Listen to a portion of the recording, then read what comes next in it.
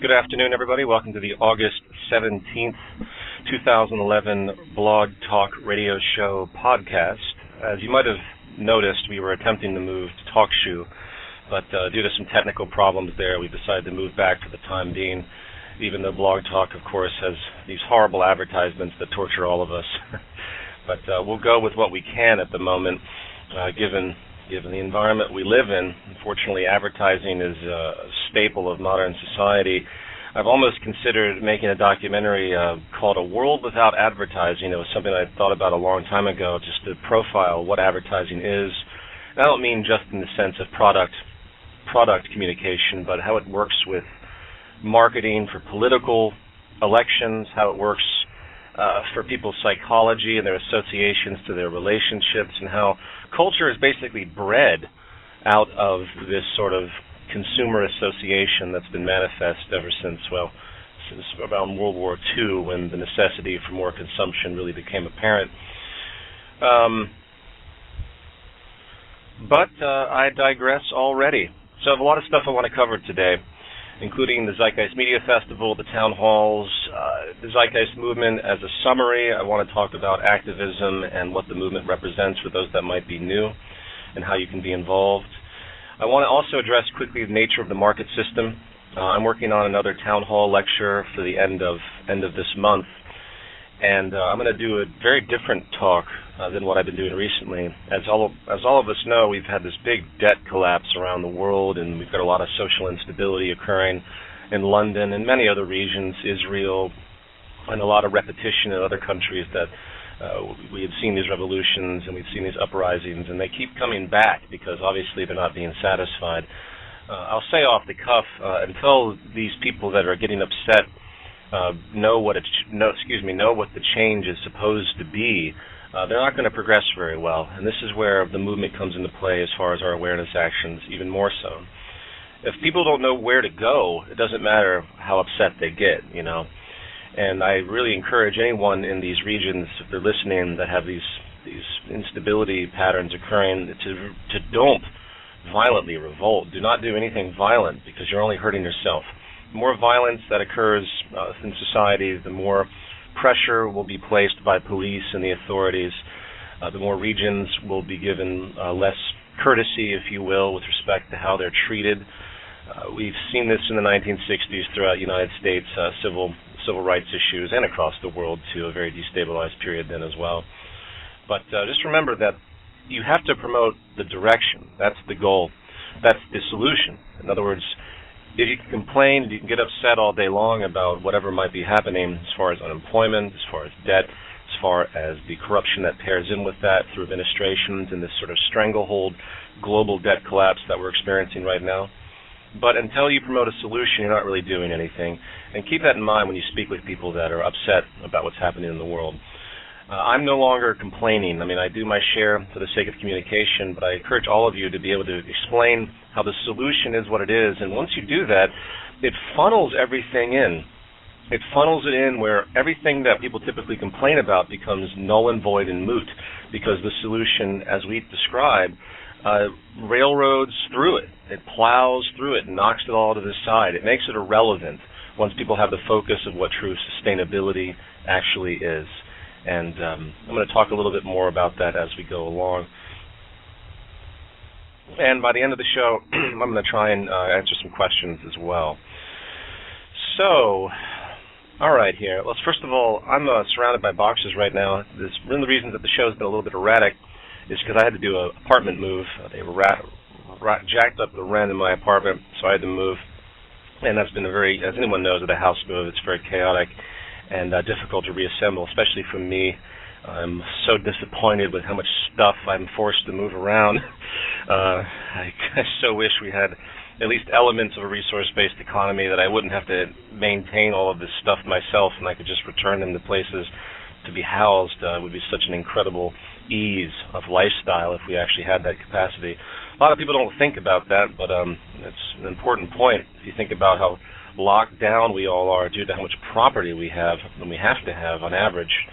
I won't go on that tangent, but I think you get the idea. So the Zeitgeist Media Festival. The Zeitgeist Media Festival is doing very, very well for the Los Angeles event, and we have some tremendously good events that have popped up across the world, from Alaska to Canada to Slovakia to Indianapolis, to Australia, Ecuador, all of which can be found at zeitgeistmediafestival.org.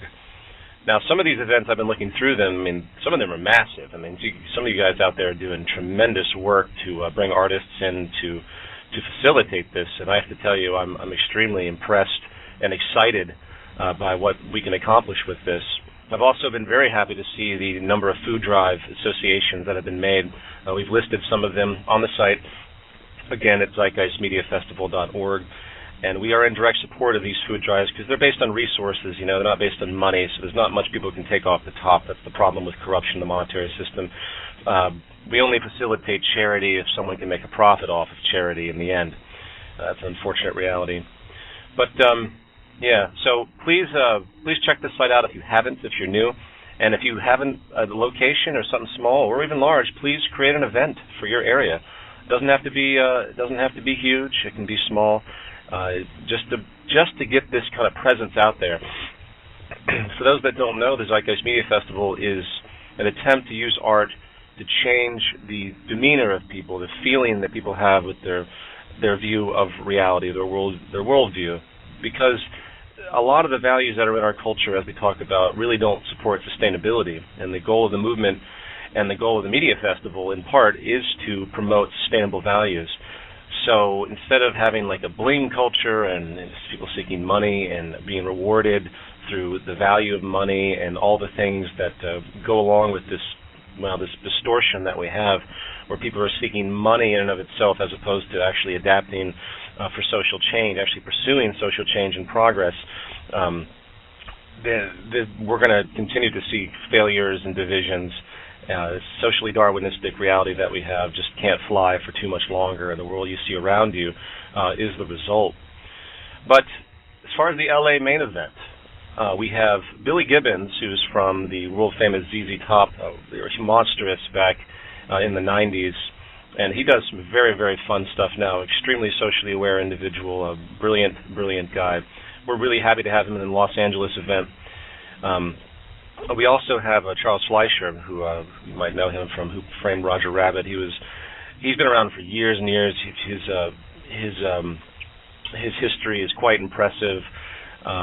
Truly a unique individual and thinker too. He talks about a lot of very interesting subjects. He's obsessed with math and has a lot of fun kind of ideas that he puts out there, and he meshes it in with comedy. It's very appreciative and very much in line with what we're talking about.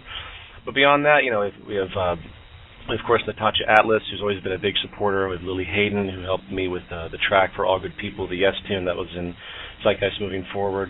We have the Lost Children of Babylon. These guys put out an album more or less dedicated to these types of ideas. Really fun stuff, and I'm really looking forward to it. I'm going to be doing a customized work, basically another Zeitgeist live performance piece that will be a one-off 40-minute work, which will basically be a mini film, but it will be more gestural. So anyway, please go to this site and check it out and submit your event if you haven't. I'm expecting a couple thousand pounds of food to be generated by Los Angeles alone, and we definitely want to document all the food that's brought into this for the food drives, so we have a record. We're going to start maintaining a global record of how much food we've raised and distributed for the poor. Here in Los Angeles, it's out of control with the poverty and the homelessness. So please check that out. Okay, the Zeitgeist Movement blog, the Zeitgeist Movement newsletter blog. We're finalizing the domain on this and getting the technicals finished, but basically we have this blog that's been mentioned a few times that will be for the public to submit not only general blog materials, but also newsletter articles and press release articles that we tend to mail out to the global list. This is really effective and important. I hope everyone understands this. So if anyone out there has skills to write, please think about participating with this. I've written a lot. There's been a lot of other people that have written some. And every day there seems to be something new that the Zeitgeist Movement can relate to with respect to, say, the debt ceiling that we just dealt with, the pending debt collapse, the general mathematical inevitability of what's happening, the social destabilization that's occurring. The true causality of all the things that the media has been talking about, of course, isn't being addressed. We could even do cultural things. I mean, the Zeitgeist Movement isn't just solely about the resource-based economic model. It's in some kind of finite element where it's physical. It's about what comprises the values and the reasoning and the worldview that can make something like this society work. And that's something important to remember. So please, if you are a good writer, if you do feel confident that you understand this material in the direction, please submit to this blog when we finally have it up, because it's going to be very important. In fact, I'm going to take this time now to jump straight into participation with the Zeitgeist Movement. I think there's a lot of confusion out there as far as what people are expected to do or how they define themselves. The first thing I like to say is there really is no such thing as a Zeitgeist Movement member in and of itself. We use this distinction in many ways just because we need some form of distinction. But a Zeitgeist Movement member, there's nothing to sign up for. There's no dues to pay. To consider yourself a member of the Zeitgeist Movement means you understand the material and you have an interest to communicate it to your fellow man. That's it. You don't necessarily have to be a part of anything if you understand the material. But when it comes to social activism and the interest to create critical mass, it does become important. So let's assume that you're new to the Zeitgeist Movement and you are learning about the information, you're reading the PDFs, and you're going through the lectures, and you feel you eventually get a decent understanding of the problems that we have today and the basic foundation of the solution of a resource-based economic model, what it means to calculate society, what it means to be responsible and scientific with resources, which also extends to our behavior and drawing our values from the management of those resources, from the observation of natural processes. If we believe something that isn't supported by the physical environment, it's to our own detriment. And this is as obvious as it is. It's something that is unfortunately still in the shadows, if you will, due to the heavy political, religious, and economic indoctrinations out there that are based on ideas that really are almost explicitly opposite to what is needed from a scientific view for human survival, especially at this point in time. So let's assume that you've gained this information. And by the way, if anyone is new listening, please go to the main site and go through everything on the left-hand side so you can begin to understand. It really isn't complex.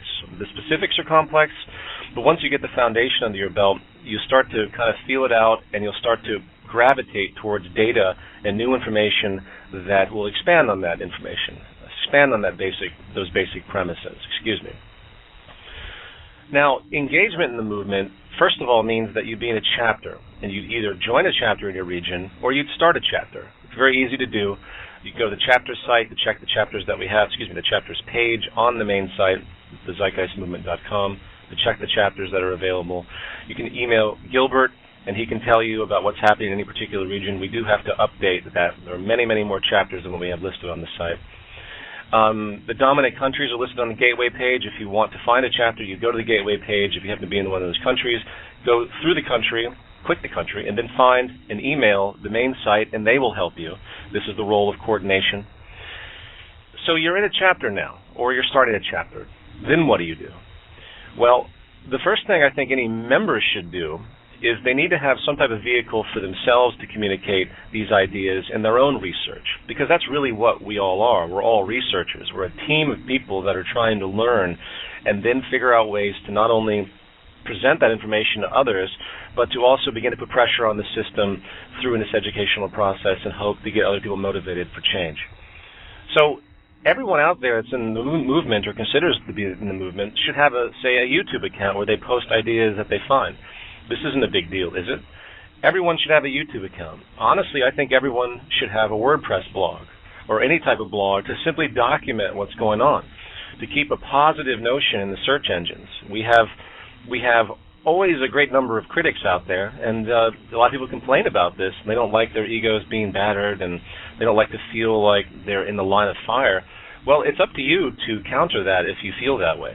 It's up to you to do what you can to make sure the truth about what the movement's doing is coming out, because I can tell you right now, as I've noted before, that the storm hasn't even started against the Zeitgeist Movement as we continue to grow, which we are, and I'm thoroughly impressed by our growth rate still, even though the debacle with the Venus Project did occur a number of months back. So engagement in chapters, engagement in a personal internet setting. If you are working with coordination in your chapter, you should probably put out, if your chapter is big enough and it's worthwhile, put out your own newsletter. What we do on global could easily be mirrored on regional chapters, in regional chapters.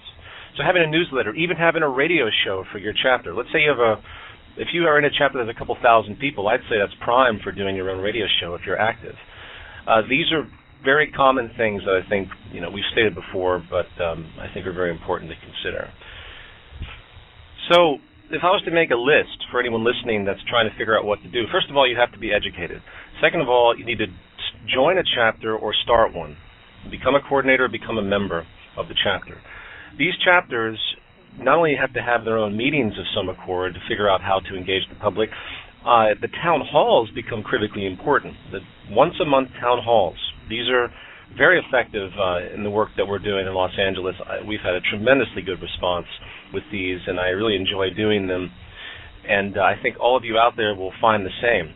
Now, once you have the town halls, make sure you document everything. And this goes back to the need to keep the internet flow going and keep data going out there, keep it fresh. So every time you do a town hall, please tape it and put it on YouTube. Very important. Coupled with this, of course, is Zeitgeist Day and the Zeitgeist Media Festival, two different ideas. Zeitgeist Day is more important, Zeitgeist Day is more direct. Once a year, Zeitgeist Day is there to bring in anyone and everyone, both in support or not in support, whomever, to express larger order ideas. It's like a town hall, but much larger. You can have guest speakers. You can do a lot more with this particular day. We've had very good luck with Zeitgeist Day. We've had major reviews and big publications because of this, and it's only going to get larger if people continue to do it. That will come up in March of next year. So Town Hall, Zeitgeist Day, Zeitgeist Media Festival. Now, there's something that I haven't mentioned yet. Actually, I'm going to wait on that because it's not relevant to this particular point. The engagement of the community, there's plenty of things you can do. So if you believe in this direction, you want to help society with these ideas, if you see the problem and you see the solution, then it's up to you to figure out creative ways to do so. This is what we're all doing. We're not at a stage where we're all trying to be Jacques Frescoes and do heavy-level invention. This is far too distant right now. If we can get the values of the system down where people can understand it, then we can get engineers and scientists that can also understand it. And then eventually this will materialize. But it has to start with the value shift level initially. And this is what makes the Zeitgeist Movement so critical and what separates it from the Venus Project in structure. It's very, very important that each one of us think of ideas, like, for example, in your meetings, in your chapter meetings, in the administration meetings of coordinators. The majority of the conversation should be about what people are doing to engage the external. That's it. Be very, very careful if you get into internal debates, personality conflicts. I mean, unfortunately, this goes along with the territory of having such a large group of people broken into segments. Sometimes egos get in the way. This is something that has to be dealt with, but everyone has to have patience with each other and remember what the final goal is. If we can't communicate these ideas and get the public to understand these ideas en masse, then we're going to fail, and that's that. So that's where the skill set needs to arise within all of us. I do it with my films. The orientation PDF and video will be out soon for others to digest. I shouldn't have to belabor it, and I think everyone understands it. But I do notice, again, a certain placated behavior in the midst of a world that's starting to come down on itself. And I can only just encourage you as best I can to really do your best to try and go one person at a time, group by group, to try and get people to understand this. Remember, the Zeitgeist Movement is really irrelevant. It's irrelevant by its name. It's irrelevant by its sense of institution. It's there to create critical mass, but that really means we're trying to get the humanity to share a similar value set so we can get away from this parasitic paradigm that's destroying us, this destructive paradigm. It's not about the Zeitgeist Movement. It's not about the Venus Project. It's not about Peter Joseph. It's not about Jacques Fresco. It's not about any individual or any organization. It's about a common value theme of sustainability, learning those values from the scientific causality around us. about what truth actually is, not what tradition has manifested, both political, economic, or even religious. These are, in and of themselves, problematic institutions because they're not actually based on truth and what sustains humanity. This is the core of the philosophy, and it branches out into all sorts of other fields that can help us, from how we apply technology, from what we can do to improve human health across the board, mental health. That's why I had all the information in Zeitgeist Moving Forward at the beginning about public health. People don't think about society with respect to public health, but that's precisely how we should be thinking about it, not GDP and money and everything else that's become so distorted. So anyway, I'm not going to go on that tangent either. But I will say before I forget that there is a think tank that I've mentioned a few times that I'm still keeping on the back burner as we build up the rest of these issues that I've mentioned prior, that will begin actually engaging reconstruction processes based on what's technical, not what's affordable. This will be a think tank that will eventually have an annual event, maybe even multiple annual events globally, where they show through 3D modeling how individual regions can be made sustainable, and to show how the kind of prosperity can exist through those processes. This isn't anything new. We've talked about this before, but it's very important because this will manifest the data set, the self-evident data set that really is very obvious, but no one is willing to think about things in the terms of what's possible through resources and design scientifically. They only think about things through what they can afford. And if we can get the public to understand that, that would be a tremendous accomplishment, for they would no longer have patience for this sort of monetary issue. Okay, so I apologize in general. I'm really tired. I hope all of this makes sense. Okay, the town halls. I'd like to shift gears here and talk about the market system for a second. This is a context of the market system I've never actually talked about, at least I don't think I have. I'm always obsessed with kind of finding the root of things. What does it mean? What is the intent of something at its core, of any particular structure or approach? For example, we have a competitive market economy. The invisible hand claims that Darwinistic competition and the pursuit of one's self-interest somehow magically manifests the benefit of the society as a whole. Obviously, we know that isn't true, but that is the philosophy. But at the core of that, what is the real argument? At the core, it's stating that, okay, we do have to take care of society. It does make the assumption that there has to be some type of broader social organization, even though it's based in a very erroneous manner on the idea that everyone pretending like there isn't an association will somehow manifest that. And this is where the free market's distortion and anarchy really originates. What does it mean to have a competitive society to produce a collaborative effect? Because that's really what it is.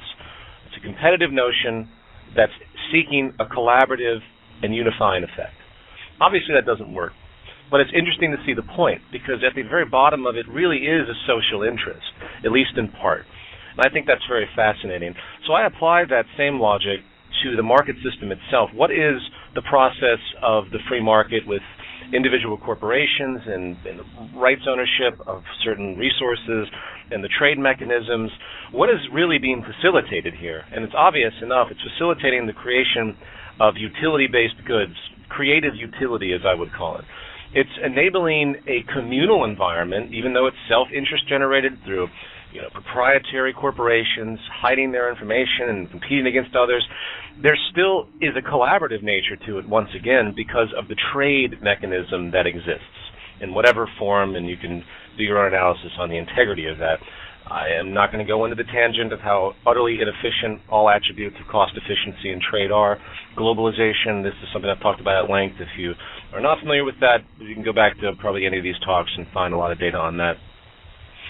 But the market system itself is really enabling this communal creativity and this sharing of resources, in fact, as dysfunctional as it is. People often say to me, okay, in a resource-based economic model where you have a non-market system, where you have what is loosely defined but is not defined at all, but as a planned economy. Is it planned? Yes, it is planned. It's planned in localized ways that are interconnected strategically. scientifically built from the ground up based on resource management, and the most efficient scientific causality reference we can find, meaning the best designs that we can have for whatever purpose, in the most efficient way, peak efficiency, peak sustainability, all of that stuff. So the need to calculate society, the need to have, dare I say, a planned economy, I'm sorry, is critical. It's critical to human species survival at this point. The convenience of the inefficiency that we endured from the early onsets of the free market system and a much more simplistic reality, it no longer exists. It's an entirely different paradigm shift. The evolution of the system has shown its colors as parasitic and destructive, and I think this is very clear. And again, I'm not going to go on those tangents. So a planned system, a calculated society, does that mean it's like Soviet Russia where there's a bunch of people in a state and they sit there and tell everyone what they can have and what they don't know? Well, we have something very different in society today that can facilitate public interaction, that can mirror the exact type of creativity we see in the market system without the incentive of money, while also preserving the integrity of the structured necessities that we need. In other words, doing things right, doing things scientifically, not based on what money will allow us to do or not allow us to do. I want everyone to walk outside and take a look at the stores around them if you live in an urban area, if you're driving to a mini mall or something to that effect. And I want you to think to yourself when you enter these environments how it would work in a resource-based economy. The first thing you'll notice if you think this way is you'll see the great deal of overlap and duplicity and inefficiency. The competitive concept of, say, having 15 cell phone companies is exceedingly wasteful, and through the competitive mechanism of cost efficiency, it generates planned obsolescence, intrinsic obsolescence because they can't use correct materials. The designs are always overlapping because of competition or, again, planned obsolescence in the sense of like Apple. They have many stages of release, extremely wasteful company. And when you begin to recognize the unsustainable nature of store structures and corporate structures, a certain rationale will eventually take you over. You say, okay, there's no reason for all these cell phone companies. Get everyone together creatively and to create the best and continually produce the best. You need one cell phone company, one good manufacturer that deals with a very specific design, and they work to improve that design constantly based on sustainability and performance and endurance, of course. Everything that goes along with that from a sustainable standpoint. When you begin to think like this and begin to look at what society is around you, you can see how it can be grouped together, made much more simplistic. The question then becomes, how do these organizations, how do these people obtain the resources that they need? We'll continue with the cell phone company example. As we know, the cell phone has many different forms of minerals, and from gold to cobalt to a lot of different things. Depending on the way it's manufactured, there are chemical processes that are required too. So you have an extraction, you have a production, and then eventually a distribution process. We won't get to the distribution issue. That's fairly easy. How is this allocated? Well, very simply, if any organization wants to create this, they are basically a part of the community that seeks it. There is a demand for such a thing, and therefore people are brought in to create those things because of their interest or their expertise. This can be navigated very easily through a submission system, and very similar to what we have using the internet right now. This can be orchestrated very, very easily as far as resource management through our central database program, which we mentioned at length, which will tell everyone in a completely open source way, meaning all the information is available to everyone. There's no hidden proprietary anything. What is possible? And the engineers engage that system of AI, very, very simple. Again, AI is nothing complicated or spooky.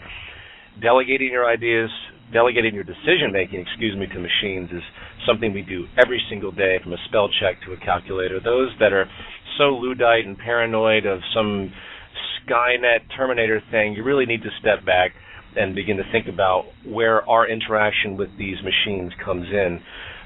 It can get a little spooky when you think about singularity, but I'm not going to go through all of the Ray Kurzweil stuff, and I don't necessarily buy all of the assumptions about what humans have to do. But let's just remember that technology is a tool, and we can utilize these tools, and nothing to be afraid of. The worst example of people that don't understand the movement or the Venus Project is that they think it's like a giant computer that runs everything. And that's not true. That's a ridiculous notion. It's a system of interaction with a database that can make proper associations to help our decision making. So if we're engineering a cell phone, if we're creating an institution that will provide cellular phones for the community, they engage this system to know what resources are available. The people are brought in that have an interest to do so and have an expertise to do so.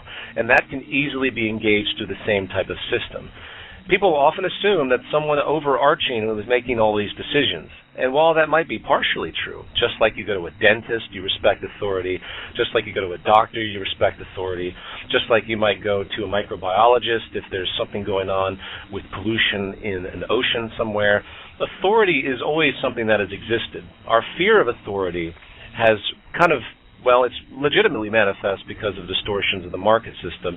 But we got to remember that technical authority is simply a position of someone's intellect over someone else's, someone who's taken more time. And as spooky as it may sound, like it's hard to jump around here, eventually that type of authority will be communicated by machines with far higher accuracy than what humans are doing. This is the evolution, and machines are a beautiful tool for this type of navigation. So coming back to my free market model, can we create the type of variety that we see around us? That's another thing. Can we have the unique abundance of everything that we see around us? And the answer is a big glaring yes.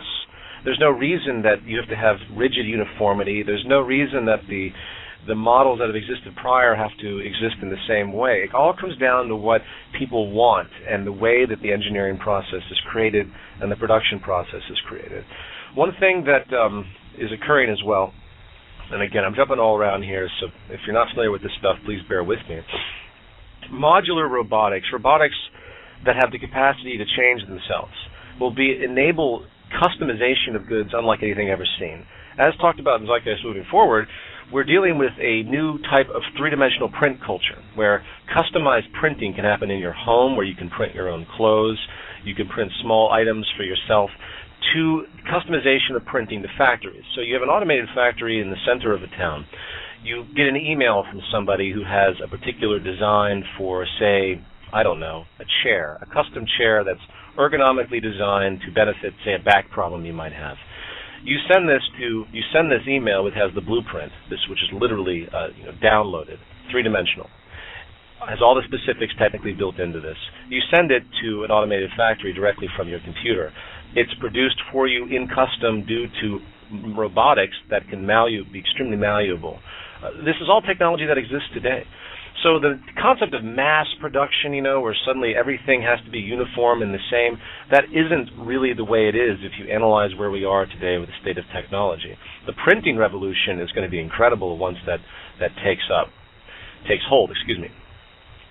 As far as distribution centers and things like that, there's a certain uniformity that is fine, and who cares really when you're dealing with utility. If I need a really nice camera to go shoot a film and I go to a distribution hub and I borrow that camera and do what I need to and return it, I don't really care about customizing that. I just want it to be as advanced as possible, and there's no reason why it shouldn't be.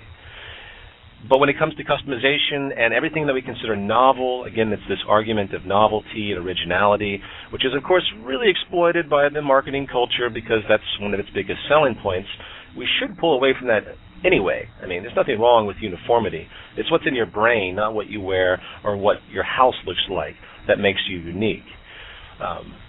These are things that people forget when they analyze the market system. So let me summarize this because I know I've jumped all over the place. Excuse me. The market system creates variety, and people assume that A, they don't have the freedom to engage the market if they wanted to, and B, that the type of variety in goods wouldn't exist. Both of these are fallacies when you have an automated system that can organize both attributes, meaning it's a computerized system of interaction, and people volunteer their time to engage it. In the most intense situations I've been in advertising and all the jobs I've had, at the end of the day, there's an excitement that exists within the process of creation itself. It might be completely pointless in the sense of designing an ad for something, but people aren't just sitting there thinking about their dollar signs. When people get in the act of creativity, something takes over, and you see ego battles, see people that really want something. That's not necessarily a good thing, but it does go to show that money is not the ultimate incentive. When people are given the freedom to engage in society, to think creatively, they will pair in and work with teams that can create new technologies because they want to, because it benefits them as well. This system of accumulation of resources and design would be pinged against an artificial intelligence system that manages resources and has a database of information and knowledge. And then from there, it's spawned in the distribution centers, production centers, extraction. All of that becomes self-evident and oscillated based on demand.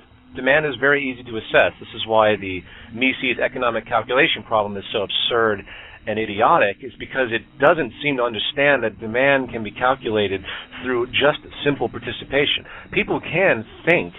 They can be creative about what they need. Utility and necessity will always be there. It's always been there, even long before the market system, with the invention of tools to help improving our lives and easing our lives. It didn't take money to learn how to make rocks. It didn't take money to learn how to make tools out of rocks, to eventually morph that into metals, refine them for different purposes. This is a natural element of our creativity. So I've jumped around here a little bit again, but the market system doesn't enable creativity. It stifles it more than anything else, and that's up for a larger conversation, but it's very, very true.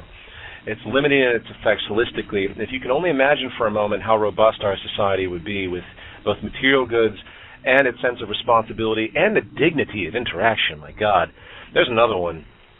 The dignity of interaction. When I worked with Wall Street stuff, and I worked in advertising, and even certain musical things I did for years, there was such a loss of dignity because of the conformist notion and what you're doing just for monetary purposes for survival. What you're doing to meet the profile of a particular market. Because you're not actually engaging when you deal with marketing. You're not actually looking for utility. You're looking to exploit weaknesses of character. You're looking to exploit all this stuff that will enable a lifestyle context for people to want a particular good or anything else. I mean, how much stuff can Apple come out with? We have the iPad, the iPod, the iPhone. What else can they possibly come up with which will create a necessity for the population? This is a cultural issue that needs to be thought about, because it's not healthy. In the words of George Carlin, there's too many choices, America. It's not healthy. So anyway, you get the point. Actually, before I forget, it just popped in my mind. There's a film called Psy Wars. I do suggest people watch Psy Wars. It's free online. It's a compilation work, but it's good to understand where marketing came from if you're not familiar with the difference of the paradigm today versus before World War II. We talked about this in the Activist Orientation Guide, how consumption had doubled since World War II because of the necessity to basically create false values to generate more money. Again, the market system thrives on cyclical turnover. We probably could have had the beginnings of a resource-based economy after World War II in abstraction because the basic necessities of people were being met. I mean, imagine that paradigm shift where people have their necessities met and they say, well, you can choose freedom, meaning lots of free time and creative interests, or you can choose to create false values to keep this market system going, to keep you employed. These are dividing lines that have continually come up, and now we're far on the other side, and a very fictitious reality, if you will, as far as what we think we need and want and how we relate to the external, all because of this system. So, okay, I think I've belabored that, and yeah, I'm going to do some questions now. But actually, before I do that, let me just quickly say regarding civil unrest. We're seeing a lot of civil unrest out there, and I want everyone to try their best, if they see this around them, to not engage in any type of actual destruction, but to really inform those that are engaging in this about a new possibility and the demanding of this possibility. The future protests of the world, I think, will be about demanding a specific change, not getting angry and having temper tantrums because of the price of oil or because of unemployment or because of collapse or austerity. These are, understandable to be angry about, but this is a product of a system that we've all been participating in, so we're all to blame on some level. So everyone needs to step up and realize this type of change and the solution that's promoted and communicate that to others. Okay, so I'm going to jump into questions now. Number one, Peter, what are your thoughts on the Zeitgeist Indie Fest? There was a post on the forum regarding a concept where each chapter would engage in their own projects to create, say, their own film or something to that effect. It was, I think, if you search Zeitgeist Indie Fest on the forum, you might find this. And I think, I'm all for anything the chapters put their heads together to do. We have the unified events, town halls, Z-Days, Zeitgeist Media Festival. Really, the independence of the chapters to come up with novel ideas is exactly what they should be doing. It's not uniform, meaning like if you can't do Z-Day, you can't do it if you don't have the facilities to do a media festival. But I like the Zeitgeist Indie Fest as denoted. Again, it's just another example of many things that people can be doing. Number two, what's the status of that nonprofit organization you mentioned several shows back? That was the think tank I mentioned earlier about design, and it's still in process, so I'm still working with that. There's a lot of other things in the back burner that are going to need to happen first before we begin that type of work. That's an extremely large and complicated project, formerly known as From Earth to Venus. Number three, how's Z4 coming along? What's the overall intention behind the film? Well, I don't really want to talk about that too much, but Zeitgeist 4 in general will be about one person's evolution to coming to terms with the values that are needed to sustain life, human life, and it's done through the same type of gestural documentary / live action. So there's a gestural live action section paired in. There'll be a new female hero character that will take on a different status. It'll be kind of a different film than what you've used to seeing, but it still walks the same line as far as values. But always remember, though, Z4, the Zeitgeist film series, is not exact representation of the movement. It's always a more general amalgam of values and interests and social commentary. So, number four, some of the members have suggested changing the name of the movement to disassociate us from the movies. While I personally couldn't care less, have you considered this as well? End of question. Well, yes, that's been talked about for quite a while.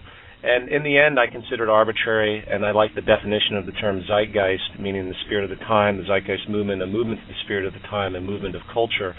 So I actually like it. As far as the movies itself, I've done everything I can to explain to people the difference, and anyone who takes a moment to review the website understands the obvious difference. We don't promote the things in the films per se. The films might promote some of the elements that we talk about, but it isn't the other way around. It's obvious enough. Number 5, I know the question. I know the Zeitgeist Media Festival is coming up, but is there still a possibility for Shara Tankian? I'm sorry if I mispronounced that. Or Immortal Technique to be contacted. I'm sorry, we're booked for the LA main event. They should be doing things in their region, I hope, if they're interested in that communication. But thank you for the notion.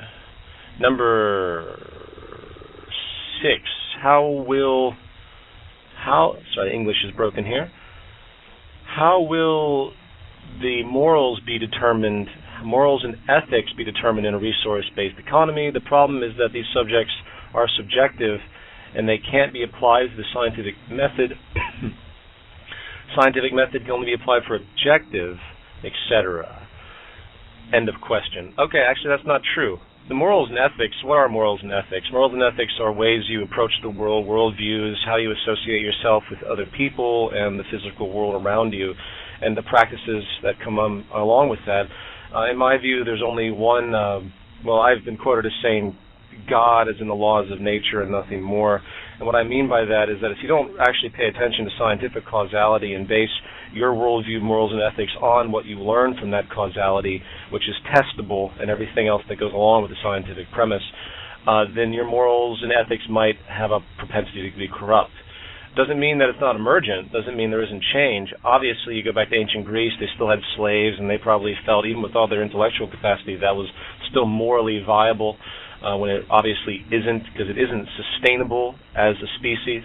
It's not it's not a fluffy thing where you say this is positive and this is negative. It's what works and what creates sustainability and things that are actually valued which again is derived from the species sustainability. So nuclear war, for example, is obviously amoral by its very concept because it has the propensity to destroy human life, and in fact all of human life, if we were to detonate all the currently available nuclear warheads, etc.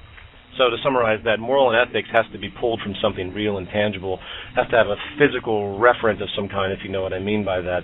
Otherwise, it's just floating ideology.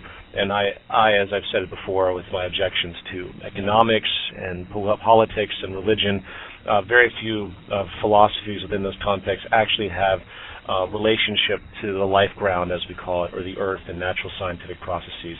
And that's a huge, huge problem, and why we have the problems we do today across the board. Okay, number 7. How do we deal with trolls and the angry self-appointed guardians of the status quo? You be very patient and you pick your battles very carefully. If you're talking to someone like this, you just have to feel them out. If they just go into name-calling and prima facie associations and straw man, which was what I call the circus, then you have to move on and go for the low-hanging fruit. Don't torture yourself by trying to convert somebody who obviously is hell-bent on trying to insult you or trying to one-up you in a very often juvenile manner. Just don't waste your time. Let's see. Number 8. Hold on, this is a long one. I think actually they're answering the questions. So number 8. Mentioning that the open source methodology will be a dominant force in the transition to an RBE if the open source community can spill out a new Linux kernel. It's far more complex. Hold on a second. Yes, open source. The question is basically about open source. Open source is where everything should be. We have seen the revolution of open source as far as integrity with Wikipedia, at least for technical things. I, of course, don't think Wikipedia should have opinionated elements at all regarding a lot of things, but it should be about technical elements only. But that's just my view. It's far too distorted when there's nothing to balance against. You're just dealing with human opinion about certain things. But those attributes of encyclopedia references are very sound. I think it was 94% accuracy with Wikipedia. As far as Linux, another great example, we have operating systems and open source elements, even Joomla. I mean, these things are powerful, and they're people simply volunteering their time to improve it and distribute it for free. I think that's incredible, and that is something that definitely should persist in the future because it's proven itself to be very, very effective in a global community type of way, as opposed to just a rigid team of people sitting back getting paid to do what they do. It's truly an amazing feat that we're able to do that, and it really shows the interest that people have to be a part of a community and invent, even when they're not being monetarily compensated for it, because it benefits them. That's the beauty of open source. You contribute, it improves your work along with everyone else, and that goes vice versa. And that's a powerful, powerful place to be. Number 9, I believe. During the transition, it is wise to implement a temporary social stratification system that manages access to desirable shelter and equipment that remains scarce at the time. Let me read this real fast.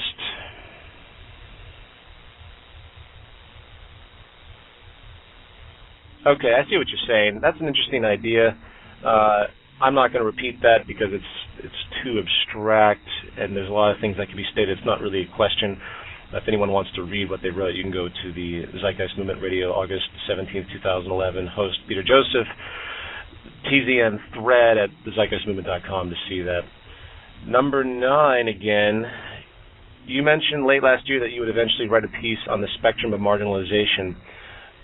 Could you please remind the community the possible and possibly elaborate a little bit on what exactly you meant by this? Yeah, that's true. There's so many things going on. I apologize if I stated that and didn't get to it. It was really just an attempt to show, well, it's going to be an expression to show the different ways that the Zeitgeist Movement or participants are marginalized by both the mainstream or even sort of this sort of a fringe, hatred-filled blog culture, usually very religiously driven. Or then, of course, like the people that just refer to us as, in derogatory, slanderous ways without any intellectual issue. I kind of went through that a little bit when I talked about the circus, meaning those that engage in prima facie associations and straw men only which is on one side of the spectrum, and then on the other side is actually those that have something intellectual to talk about or a very specific point. The difference in the spectrum of marginalization is between those that have critical thought, such as, even those that have criticized us, from Ed Griffin Edward G. Griffin, Edward G. Griffin, or Stefan Molyneux, or even in certain pockets Alex Jones. A lot of these sort of general criticisms that have come up, at least they're kind of trying to understand, and they're trying to, even though their associations, I think, are very, very limited, and they bridge to the circus, they're trying to make actual arguments. That's one side of the marginalization, if you will, where it's still dismissal, but it's at least they're trying. And then on the other side, there is just the belligerent circus of insult, and those that call names, those that call you a cult member or anything like that. These are things that you just ignore because there's no way you can counter it. There's no reason to counter it. So I probably could say a lot more about that, but that's a good summary of it. Number 11, I am still having trouble with countering many emotional mind lock objections I receive from people. In the most recent town hall, you mentioned the importance of us learning to be able to do this going forward. Let's see. The biggest problem I have is having people see and understand the real disconnect between money and the life sequence of value. Many people who have watched Zeitgeist moving forward just do not see it, even when it is laid out so abundantly clear for them. How do we make this disconnect clearer to these people? Will you be making this the focus of any of your future lectures in order to arm the community with any in-depth strategies? Yes, I hope to. It's interesting to me as well how people will watch something like Zeitgeist Moving Forward, which has so many points, so many unrefutable elements that really are just right there for you to see, and by the end of the film, they completely forget it, and they don't even remember it, or they just block it out, or it's really a huge form of denial. And when people say something like, yeah, I saw Zeitgeist Moving Forward, and they dismiss it with, like a few sentences, I know immediately it's not even worth trying to speak with them. If you do choose, though, you have to pinpoint them down. So if you're going to engage something like this, you have to have an example. You need to give examples to people. You need to say something to the effect of, well, okay, don't you understand how cost efficiency is creating inferior goods at the expense of wasting resources and creating and generating pollution? You can take that as a starting point, for example. That's a very good one. And then you can elaborate on planned obsolescence, intrinsic obsolescence, and then go step by step to get them to understand the rationale of this basic corrupt nature of producing inefficiency, because that's what the system demands. So that's one strategy I would say. You have to back them into a corner and just start drilling them on specific points. Make a list. I do this. Make lists of point-by-point lists. Maybe I'll post some of my lists that basically are in two categorizations. The first categorization would be the problems of the current system, and the second categorization would be the solutions of the system based on this sort of life ground reference that we talked about, of scientific causality. And then update that list as you go along with the type of objections that you continually see, ignoring the circus, of course. And then you'll share that, of course, with your fellow members. This is everyone's going to be engaging in different ways in different communities, so sharing it's very, very important, but I do recommend that. And number 12, what do you say to people when they say that the Zeitgeist Movement Venus Project split has damaged the movement's image? I don't really say anything because I don't think that way. I'm not interested in the movement's image. I'm not interested in the categorization of the movement. The movement is a set of people trying to communicate values in a very, very proactive way. And I'm not concerned with my image. I'm not concerned with the movement's image. I'm not concerned with the Venus Project's image. I'm not concerned with making friends. I'm not concerned with anything but being truthful and honest about what we're doing and the necessity to engage the public in whatever way we can. So if people have a problem with the movement for whatever reason, that's their problem, not mine. Number 13, I would also like to ask where the Zeitgeist Movement members can post their suggestions on how to make the movement more efficient. Okay, well, I mean, the forum is one thing that we continually have, but I've been trying desperately to get new systems of interaction. But remember that the global site is just an amalgam element. There really is no global chapter or anything like that. You want to engage suggestions, please go to the About page on the Zeitgeist Movement Global, and you'll see how information flow has been designed. And it comes from chapters. It comes from chapters communicated to coordinators through rational consensus, and then the coordinators bring it up the tiers. So if you have an idea for a project, we'll say, for example, the Zeitgeist Indie Fest. If I was in a chapter, I would say, hey, this is a great idea. Let's have independent chapters do this. Let's bring this up in the next international chapter meeting. If it started in Winston-Salem, North Carolina, it goes to the North Carolina State chapter, and then it goes to the U.S. chapter, then it goes to the international meetings. There's no reason why that train of thought can't be maintained. The coordinators will simply make lists of suggestions and things to do. But also remember that, efficiency of the movement, because it's holographic, really comes down to your chapter. It's not about a holistic view. And this is something I've been trying to get through for a long time. Just because something global doesn't have to be initiated, it can be initiated on a chapter level. In fact, there are some chapters doing very, very different types of things with the way they organize their coordinators versus others.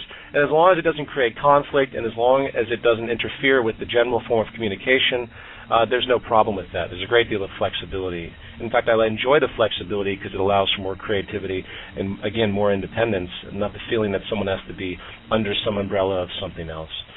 So you need to engage your chapters and then move through those tiers. That's the way the system's been created. And, of course, share ideas in general. If something comes up even just on a forum post, you never know. Sometimes this stuff can be very, very simple. The newsletter, these are also things that can be talked about. You can submit newsletter articles and press releases about specific points. Press releases, of course, are specific to things that are happening in society, but the newsletter has more flexibility as far as ideas. So, let's see, number